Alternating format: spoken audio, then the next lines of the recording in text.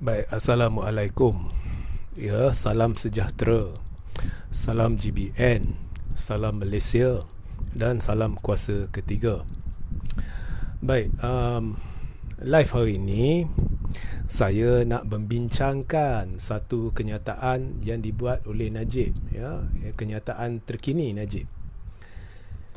Anda boleh merujuk ya kepada kenyataan ini sama ada di dalam blog saya, iaitu thethirdforce.net, ataupun anda boleh pergi ke Malaysia Kini, ya, di mana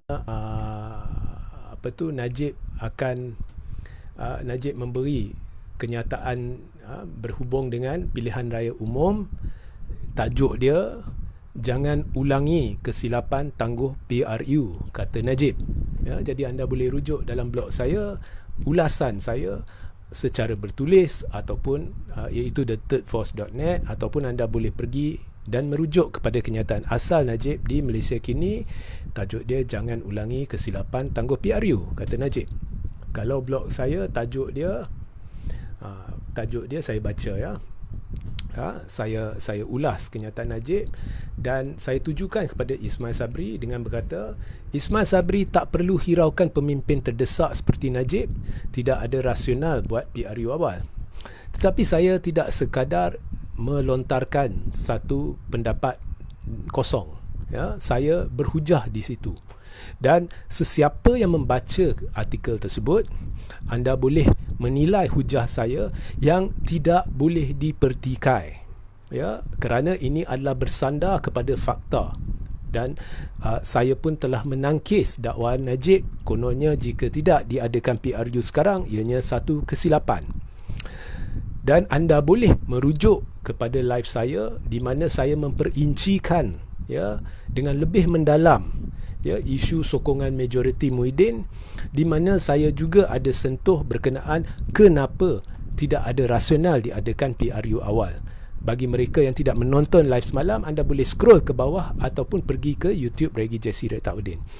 Jadi semua link-link ini saya akan letak di tajuk, ruang tajuk dalam 10-15 minit selepas live ini. Jadi pastikan, ya, anda sentiasa rujuk ruang tajuk untuk membaca atau menonton video atau artikel berkenaan menerusi link yang saya kongsi di kawasan tajuk, dan pergi juga ke link saluran Telegram saya. Pastikan, ya, anda menyertai saluran Telegram saya kerana di sana saya banyak buat kenyataan ringkas. Baik. Jadi mengapa, ya, tak rasional untuk adakan PRU 15? Jadi awal, ya. Jadi menurut Najib, ya, alasan yang diberikan kononnya harga barang tidak menentu dan sebagainya perlu dikawal tidak masuk akal. Jadi saya tidak tahu Najib bersandar pada fakta mana, tetapi kenyataan dia adalah palsu ataupun fakta dia adalah palsu. Okey, saya cerita sebenarnya apa yang berlaku, ya. Selepas PRU 14, anda pun sudah tahu, ya. Anda pun sudah tahu saya untuk satu tempoh masa tertentu saya masih penyokong Najib atau bersetuju menyokong Najib, kerana pada masa tu saya banyak dapat info salah, ya, daripada pihak-pihak yang sama ada berkait secara langsung atau tidak langsung dengan Najib, ya. So saya masih menyokong Najib. Saya masih ingat satu insiden di mana saya selepas PRU 14, ya, tidak lama selepas PRU 14, saya berada di pavilion dalam salah satu perjumpaan saya bersama Najib. So pada masa tu kita berada di meja makan, saya, Rosma dan sebagainya. Jadi pada masa tu saya pernah beritahu Najib, satu kesilapan besar Barisan Nasional, ya, sebelum PRU 14 ialah tidak mengadakan PRU 14 pada tahun 2016. Saya berkata pada 2016 berlaku, ya, di sekitar bulan Jun berlaku pilihan raya serentak Sungai Besar dan Kuala Kangsar, ya, pilihan raya kecil serentak di Sungai Besar dan Kuala Kangsar. Jadi pada ketika itu belum lagi keluar laporan DOJ, harga barang belum melonjak naik menggila, dan nilai mata wang masih tidak merosot lagi sebab laporan DOJ belum keluar. Jadi di Sungai Besar dan Kuala Kangsar memang nampak dengan jelas ya peralihan sedikit sebanyak undi Cina kepada Barisan Nasional dan juga undi Melayu kepada UMNO. Memang nampak walaupun tak mendadak tetapi nampak. Jadi itu sudah menjadi satu petanda baik buat Barisan Nasional kerana pada ketika itu sudah masuk 2 tahun isu 1MDB dilambung-lambung oleh pembangkang pada ketika itu. Jadi saya beritahu Najib, kalau sebenarnya Barisan Nasional pada ketika itu seharusnya buat pilihan raya umum berdasarkan keputusan PRK Kuala Kangsar dan Sungai Besar. Ya, walaupun keputusan PRK tidak semestinya mencerminkan keputusan PRU, tetapi ianya sudah jadi satu petanda. Kerana saya berkata isu 1MDB semestinya akan menjadi lebih rancak, lebih hangat dibincangkan jika tidak dibuat demikian. Tahu tak, pada ketika itu Najib sebenarnya bersetuju. Dan dia berkata dia sendiri pernah memikirkannya pada 2016. Tetapi pada ketika itu ada pihak-pihak tertentu yang terlalu yakin BN boleh menang besar jika PRU diadakan pada 2017. Jadi Najib termakan dengan kata-kata pemimpin lain dalam UMNO dan MCA dan sebagainya. Jadi itu Najib beritahu saya. Tapi rasional saya pada ketika itu memang di PRK Kuala Kangsar dan Sungai Besar memang ada nampak peningkatan prestasi Barisan Nasional. Kemudian apa yang berlaku? Laporan DOJ keluar 2 kali 2016, 2017. Selepas laporan DOJ keluar, dalam beberapa bulan selepas itu ringgit mula merosot dan nilai dia menjadi teruk. Ya, pelabur dah mula tak yakin. Ekonomi masih stabil. Ya, sebab untuk ekonomi jatuh merundum ni, ia memakan masa. Bukannya hari ini laporan DOJ keluar, hari ini dia jatuh. Sebab itu di sekitar bulan Julai tak silap saya laporan DOJ keluar 2016. Tidak sampai 2 tahun selepas tu Barisan Nasional kalah PRU 14 dan Pakatan Harapan mengambil alih. Sebenarnya kesan daripada laporan tu, kesan daripada ketidakyakinan pelabur mula dirasai lebih teruk pada zaman Pakatan Harapan. Ini sebenarnya kesan peninggalan pentadbiran Najib. Sebab pelabur takut selepas isu 1MDB meletup selepas laporan DOJ. Dan nilai ringgit mula susut selepas itu. Jadi apa pun, lepas laporan DOJ keluar, nilai ringgit mula susut dan kemudian sebelum PRU 14 harga barang naik mendadak. Harga gula menjadi tidak menentu. Jadi rakyat terhimpit, ya, terseksa. Bukan hanya kos sara hidup meningkat, tetapi nilai mata wang merosot, kuasa membeli mereka berkurang. Jadi rakyat lihat Najib terpalit dengan jenayah, ya. Kemudian harga barang melonjak, kemudian kuasa membeli kita berkurang. Ramai membuang undi dendam pada PRU 14. Jadi memang sah bila rakyat melihat kepincangan dalam pentadbiran, bila rakyat melihat ramai menteri-menteri walaupun terpalit dengan jenayah mendapat gaji lumayan, tapi rakyat terseksa sebab kos sara hidup meningkat, sebab kuasa membeli berkurang, akan berlaku undi dendam. Ini sah berlaku. Ya. Jadi rasional Najib kononnya alasan untuk menangguh PRU 15 kali ini disebabkan kos sara hidup atau harga barang ni tidak betul. Alasan itu pun dah tak betul. Maknanya Najib menipu. Sebab Najib tahu apa yang dikatakan oleh Ismail Sabri betul. Ya. Isu kos sara hidup perlu ditangani sebab akan berlaku undi dendam. Okey, itu satu. Jadi selepas itu berlaku pilihan raya umum ke-14 dan Barisan Nasional kita tahulah kecundang. Ya. Okey. Dan selepas itu kita tahu kluster mahkamah terdesak nak adakan PRU 15. Kalau anda rujuk live saya semalam yang agak terperinci dan anda wajib tonton, saya dah beritahu. Kalau tahun lepas nak adakan PRU 15 awal, saya pun sebenarnya pernah bersuara dan berkata saya setuju. Tetapi ini dah tak sampai setahun lagi. Tempoh penuh penggal Parlimen ke-14 akan berakhir. Maknanya tak sampai setahun lagi wajib diadakan, ataupun setahun lagi wajib diadakan PRU 15. Kemudian sekarang mereka terdesak nak adakan PRU 15, sedangkan kerajaan sekarang ada kerajaan depa. Jadi di mana rasional dia? Sedangkan apa yang Najib dan kluster mahkamah harus buat ialah membantu Perdana Menteri yang depa calon sendiri untuk memperkukuhkan kedudukan dia. Ada banyak cara boleh perkukuh kedudukan dia.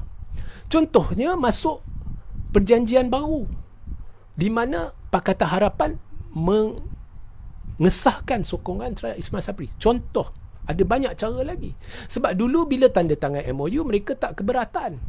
Lah ni kenapa tiba-tiba keberatan nak mengukuhkan lagi kedudukan Ismail Sabri? Jadi di situ sudah nampak ada niat yang tak betul, ada udang di sebalik batu. Kata nak buat demi rakyat. Rakyat tengah seksa, harga barang melonjak, tapi anda nak pilihan raya lagi. Pelabur dahlah tak yakin dengan sistem pilihan raya kita kerana kerajaan yang diberi mandat oleh rakyat kemudiannya ditendang keluar oleh kluster mahkamah yang lah ni minta pilihan raya menerusi pintu belakang. Jadi pelabur dah tak yakin, kau nak runtuhkan keyakinan tu lagi dengan adakan pilihan raya. Pelabur dah tak yakin dengan sistem kerajaan, gerombolan ini yang melibatkan juga kluster mahkamah. Sebab gerombolan inilah yang telah memusnahkan mandat rakyat dan memusnahkan kerajaan depa sendiri sebanyak 2 kali. Ya? Kerana kemaruk kuasa dan kedudukan. Tapi nak buat lagi. Ya? Nak musnahkan lagi ekonomi negara. Jadi tak masuk akal. Ada sesuatu tak kena. Kemudian berlaku PRN Johor. Sebelum PRN Johor, sebenarnya kerajaan Johor tak terganggu gugat. Pakatan Harapan bersuara. Dia kata, kami sedia memberi kepastian bahawa tidak akan berlaku usaha dari pihak kami untuk menumbangkan kerajaan negeri Johor. Maknanya UMNO boleh terus mentadbir sehingga PRU 15. Tapi mereka masih nak adakan PRN Johor. Kononnya nak dapat mandat baru. Tak apa, mereka buat PRN Johor. Kemudian BN menang 2/3. Malah lebih dari 2/3. Dan ini sekarang digunakan sebagai alasan kononnya jika diadakan PRU 15, BN akan menang besar. Ini bohong. Saya mengaku, selagi parti alternatif tidak menunjukkan formula baru yang boleh meyakinkan rakyat bahawa jika mereka menang, tidak akan berlaku pengkhianatan, ramai mungkin tidak keluar mengundi. Tapi itu satu kemungkinan. Sebenarnya saya tidak tahu sama ada ramai akan keluar mengundi atau tidak. Tapi ada satu kemungkinan yang tidak boleh dinafikan. Selama ni rakyat termakan dengan kata-kata kluster mahkamah kononnya akan berlaku PRU 4 awal.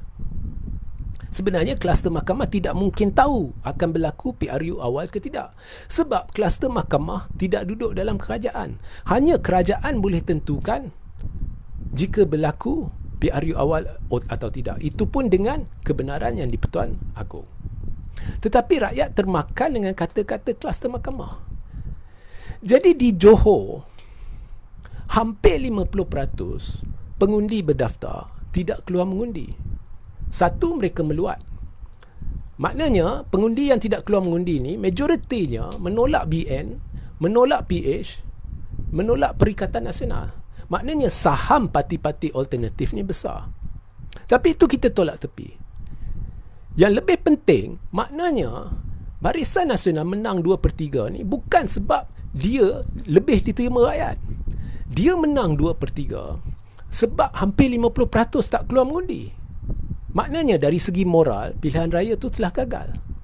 Ya. Lebih 75% pengundi daftar tidak pilih Barisan Nasional, tapi dia boleh menang 2/3. Kalau kita kira peratusan perolehan undi Barisan Nasional, sebenarnya dia merosot daripada PRU14. Jadi kisah dulu sebelum PRU14 di Sungai Besar dan Kuala Kangsar memang menunjukkan peningkatan. Jadi rasional untuk adakan PRU ada. Tapi sekarang menunjukkan perosotan.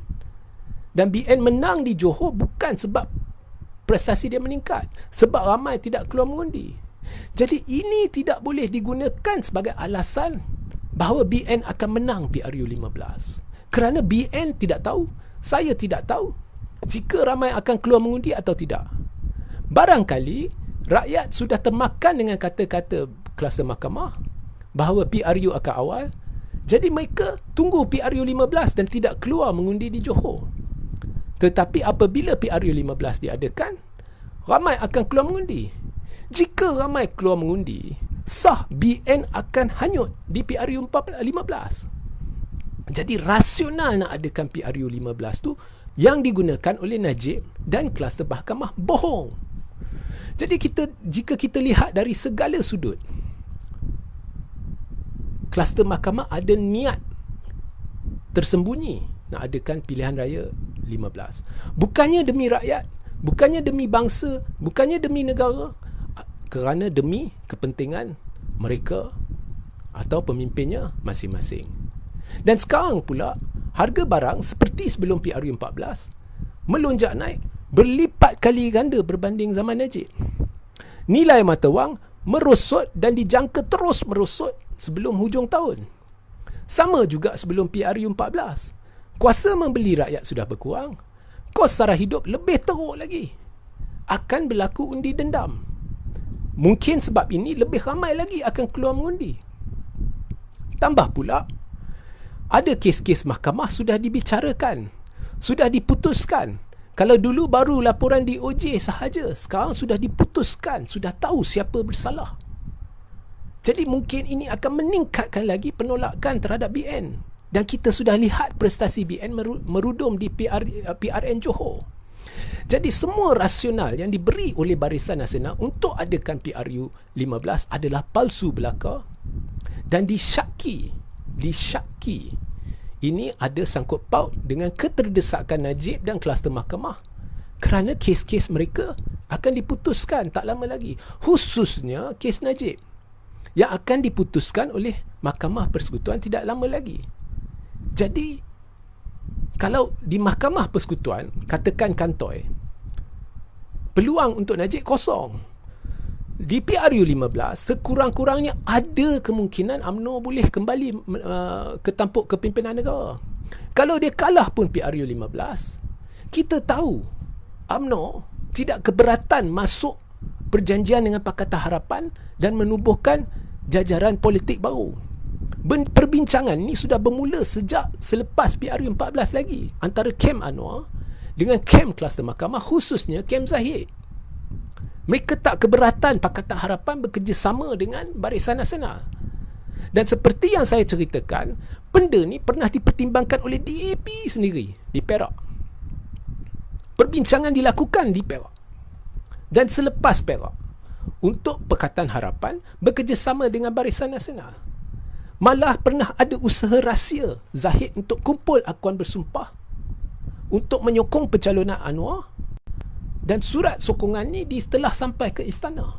Dan DAP tahu benda ni, PKR tahu benda ni, Amanah tahu benda ni. Jadi tidak mustahil mereka memikirkan BN kalah pun boleh bentuk kerajaan dengan PH. Ya. Jadi kita lihat tidak ada rasional. Lebih-lebih lagi PRU memang wajib diadakan setahun lagi. Tidak ada rasional mengapa nak mudaratkan rakyat dengan adakan satu pilihan raya pada masa ini. Melainkan mungkin kluster mahkamah nak selamatkan tengkuk mereka. Mungkin Najib nak selamatkan tengkuk dia. Ya. Jadi Ismail Sabri sebenarnya tak perlu hirau Najib. Tak perlu hirau. Sebab rasional Ismail Sabri betul, rasional Najib salah. Rasional Najib adalah rasional penipu. Tidak ada logik di sebalik rasional yang diberikan oleh Najib. Tidak ada. Saya mengaku gerombolan ni gagal, termasuk Ismail Sabri. Tetapi memandangkan lagi setahun, bagilah Ismail Sabri terus mentadbir sehingga 2023. Melainkan yang di-Pertuan Agong mendengar keluhan rakyat, melihat kebundaratan negara di bawah gerombolan ini, dan dengan segera mengisytiharkan darurat politik dan menubuhkan sama ada Majlis Pemulihan Negara Versi Tun Dr. Mahathir Mohamad atau The Rakyat's Council atau Mageran atau majlis lain yang sesuai untuk tadbir urus negara, untuk selamatkan negara. Maka itu saya lebih sokong. Kalau tidak, bagi je Ismail Sabri. Kita dah ada di ground zero, kita dah ada di tahap teruk di bawah gerombolan ni. Tinggal setahun lagi. Buat apa nak kucar-kacirkan keadaan, sedangkan berkemungkinan besar Barisan Nasional tidak akan menang PRU15, dan berkemungkinan besar BN akan bentuk kerajaan bersama PH lepas PRU15. Buat apa? Buat apa nak tipu rakyat? Jadi biar je. Okey, anda boleh mula bertanya soalan sekarang. Sementara anda menunggu soalan, saya ingin beri satu pencerahan berhubung dengan satu kenyataan yang saya buat semalam. Jadi kita tahu Muhyiddin dakwa dia ada 119 majoriti. Dan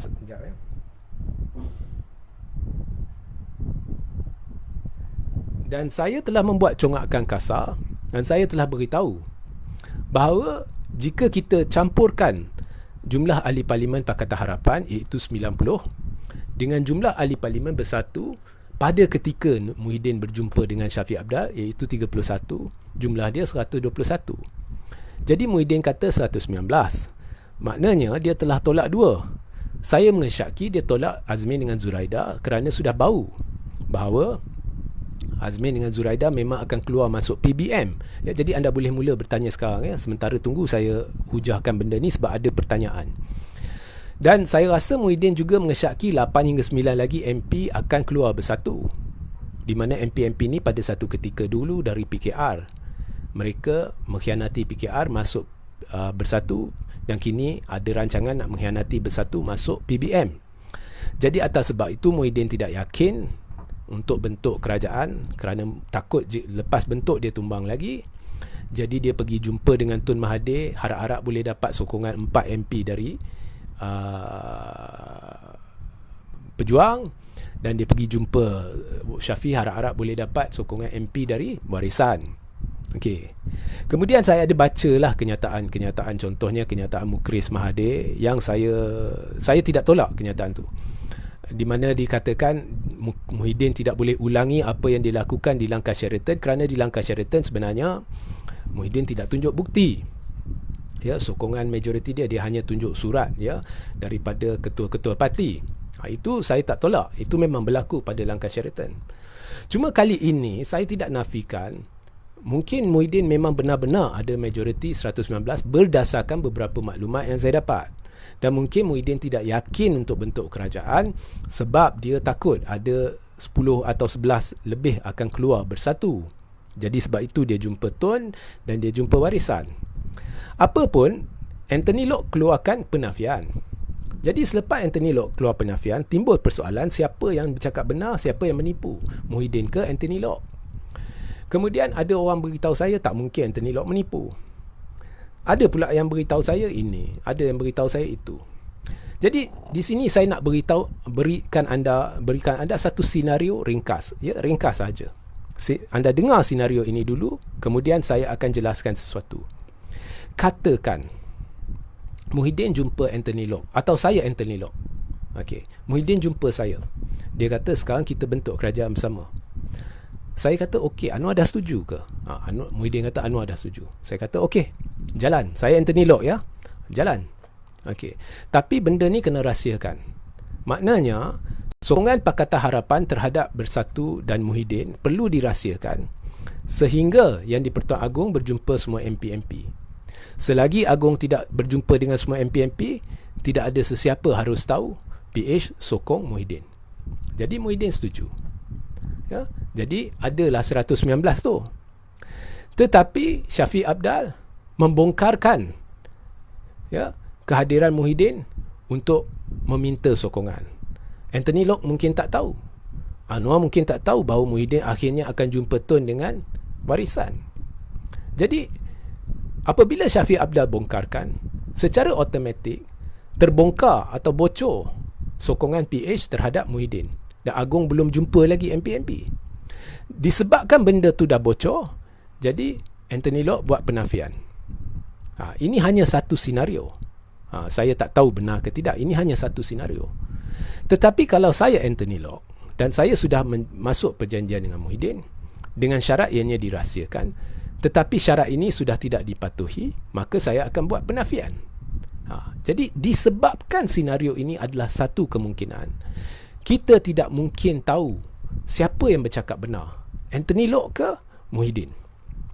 Ya. So saya kira sebenarnya Syafiq Apdal ni pandai.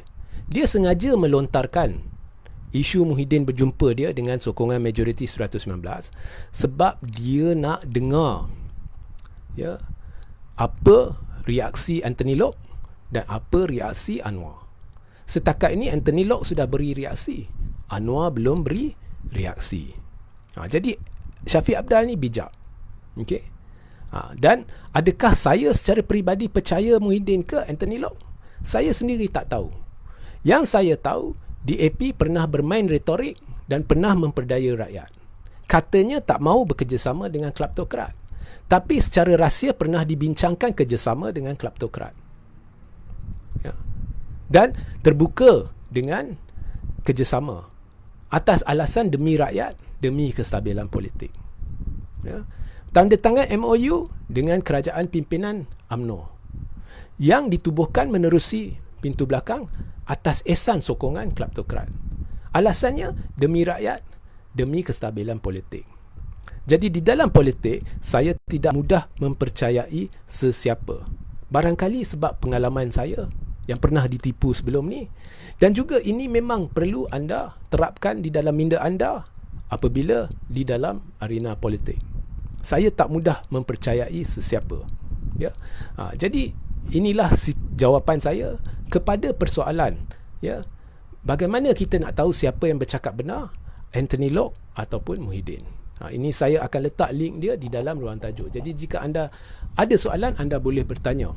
Martin Lourdes, RJ, yes, totally agree with you, Najib cannot be trusted, yes. Dan saya akan membuat dua video khas dalam bahasa Inggeris yang juga menjelaskan perkara-perkara yang telah saya jelaskan kebelakangan ini, yang saya akan siarkan di YouTube Regi Jesse Ritauddin dalam bahasa Inggeris, ya. Si Jambul, kenyataan Anthony Locke dan Muhyiddin 2x5 pembohong. Okey. Ada lagi soalan? Kalau tak ada, kita akhiri sahaja live. Yang kirim salam kembali, ya. Okey.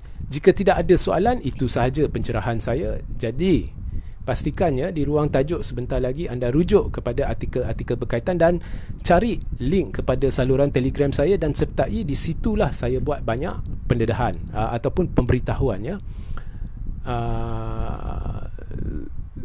Muhammad Khairil Amri Ishak, secara personal tuan menyokong, saya menyokong darurat politik. Tetapi kalau nak tanya nak adakan PRU ke nak tunggu 2023, tak ada rasional nak ada PRU sekarang. Dan Johor telah membuktikan sistem pilihan raya di negara kita telah gagal. Jadi buat masa ni tak sesuai.